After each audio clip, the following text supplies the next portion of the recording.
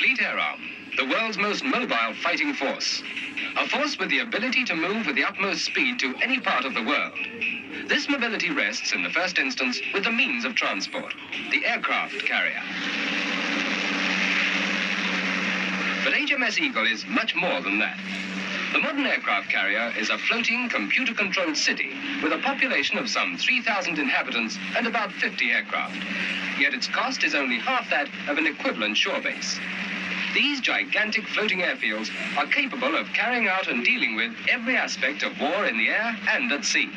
Tactical strikes against a ground-based enemy, close support for our troops no matter where, air-to-air combat using guided missiles, defense and attack against hostile submarines.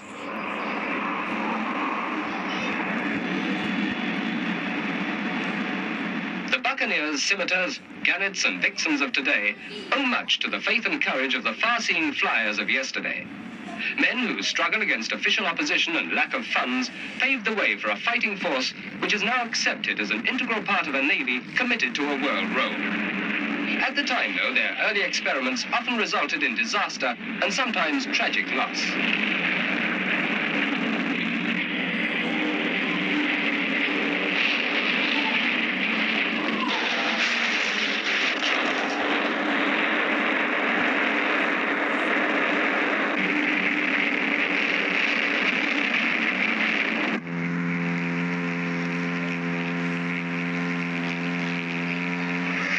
Defense of this modern, floating, highly mobile airfield is all important. Much is at stake in terms of lives, equipment and money. Over the horizon, guided missile ships supply medium-ranged anti-aircraft defense.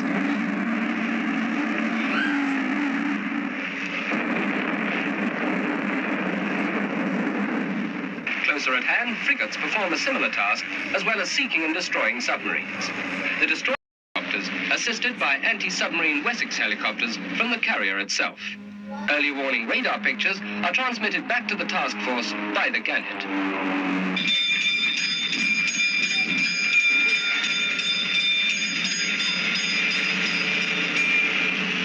On board Eagle, there is growing activity. Our ground forces are in difficulties. Assistance has been called for to destroy a viaduct, a vital link in the enemy supply line. A demolition job is planned. Well, the pattern of weather that we've been experiencing during the last few days, the fine weather is now starting to break up as the anticyclone moves away to the east. And we are now experiencing a moist southerly airstream.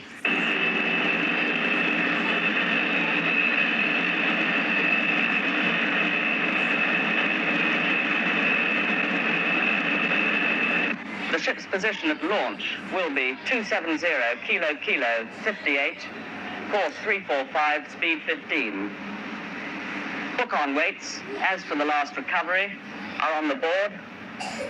Chicken fuel states are calculated for VMC, and they will be directed into the joiner.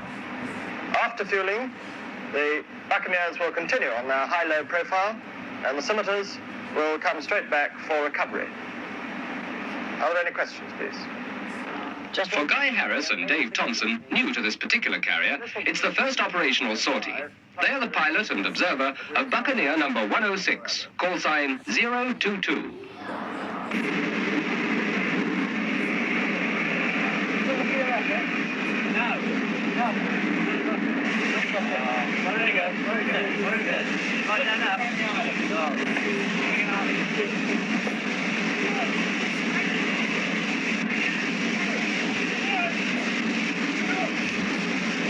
Out on the heading of 360 in the climb, moving out into normal battle formation. The D's will rendezvous. Almost finished, and very soon the air crews will be grabbing a quick cup of coffee before takeoff.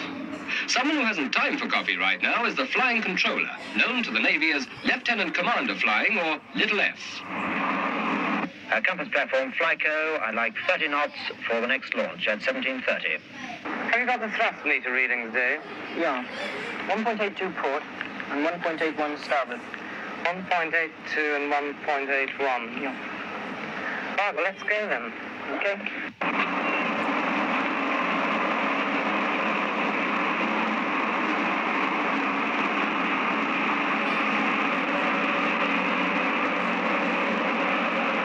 Aircrew, man aircraft.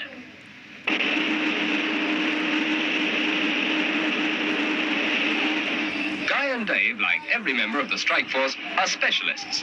Intensive training, experience, and physical fitness all go to make up a small but select group of fighting men. Buccaneers of the jet age, as tested and dynamic as the sophisticated machines they fly. Men to whom the old adage of joining the Navy and seeing the world still holds a certain magic. A month ago, patrolling in the Indian Ocean. A week ago, relaxing in Hong Kong. And now, back to business. Stand by to start up all aircraft. Stand clear of rotors, propellers, jet pipes and intakes. Start up.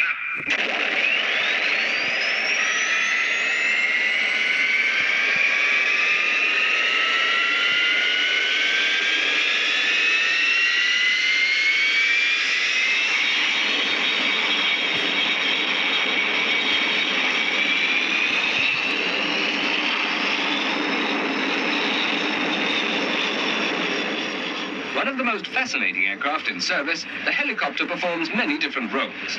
In this case, the plane guard watches over the aircraft being launched, and there are those whose duties are to protect the carrier from submarine attack.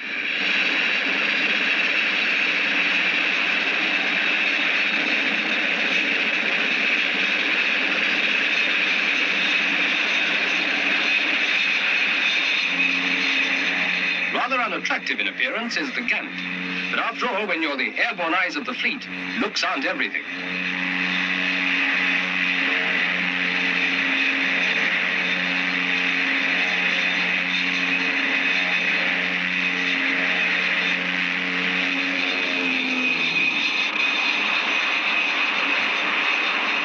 Adding their twin voices to the already ear-splitting din on deck are the Sea Vixens, the carrier's shield against possible air attack.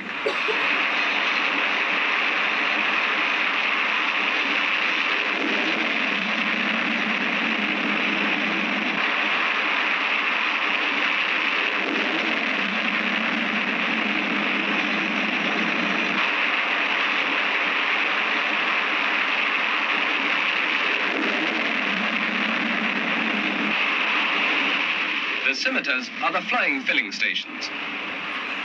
By topping them up in flight, they enable the buccaneers to strike the enemy hundreds of miles away.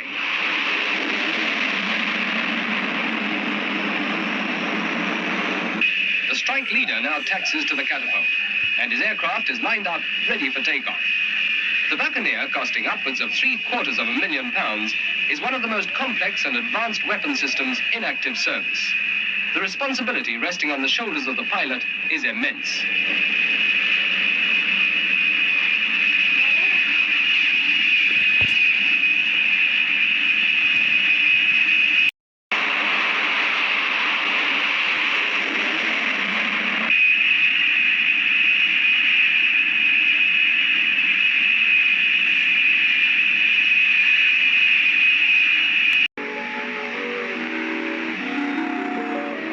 The purpose of their visit was to organize final details for a cross-operation exercise with the American carrier Ticonderoga.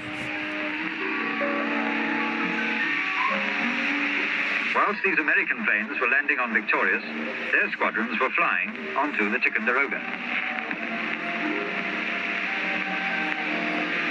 This is a Demon.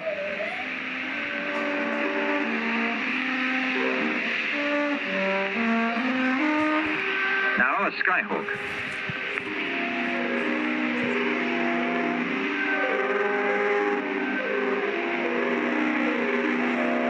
And a Sky Raider.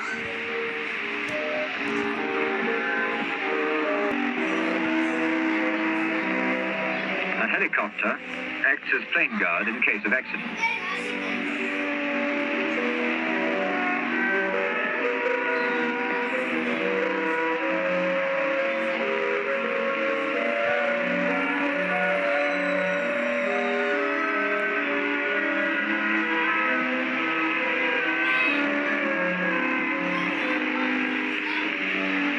Homeward bound and another diversion.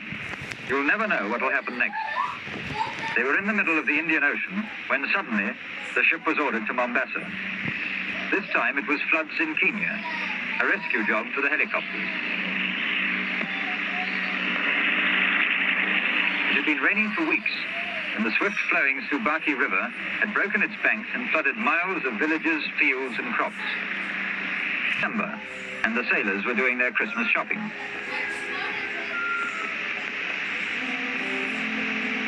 Two days later, they were at the entrance of the Suez Canal, 100 miles straight through the desert to the Mediterranean.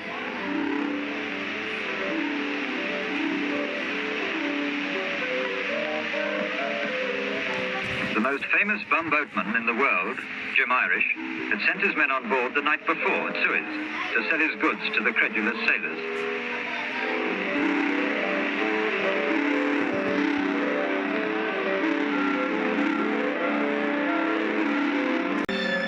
And you could come and see the world with us, if you want to.